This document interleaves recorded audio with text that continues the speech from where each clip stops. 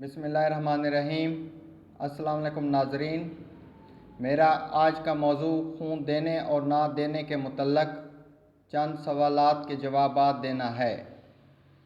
पहला सवाल है कि खून देने का सबसे बड़ा नुकसान क्या है।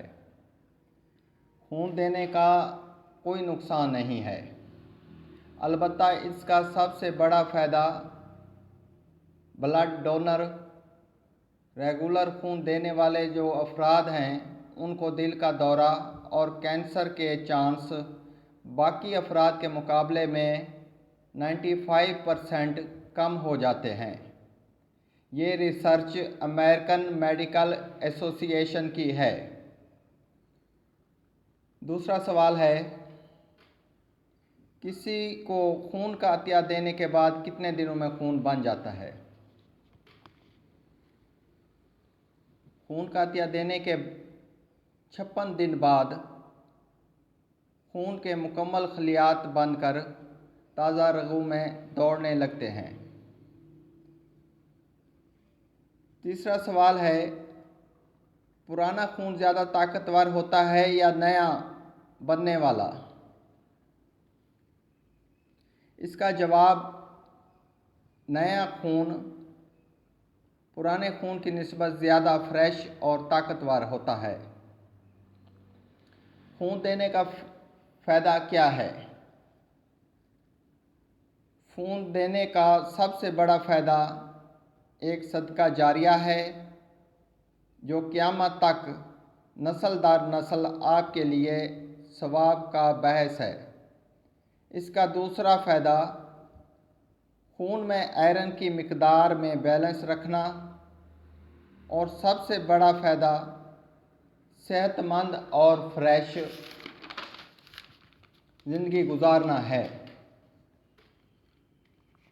रेगुलर खून देने वाले अफराद की जिल्द दूसरों की निस्बत ज़्यादा अरसे तक जवान और सेहतमंद रहती है। इसका एक फ़ायदा मुफ्त में खून की स्क्रीनिंग भी हो जाती है। खून साल में कितनी मरतबा देना चाहिए। एक सेहतमंद इंसान जिसका वज़न 50 किलो से ज़ायद हो साल में कम अज़ कम 2 मरतबा खून दे सकता है, जबकि एक बार खून देने के 3 माह बाद अतिया दे सकते हैं। पाकिस्तान में खून देने वाले अफराद की तादाद कितने फ़ीसद है। पाकिस्तान में 1 से 2% लोग रेगुलर खून देते हैं, चंद एमरजेंसी में खून देते हैं। खून की ज़िंदगी कितनी होती है।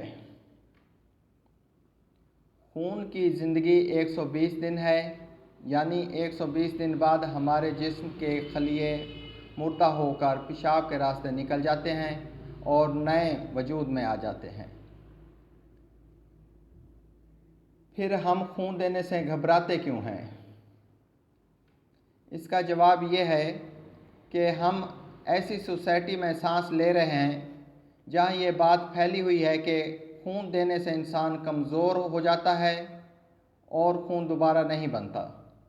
लिहाजा हमारे मरीज़ तड़पते सिसकते बिस्तरों पर खून की कमी की वजह से जान दे देते हैं।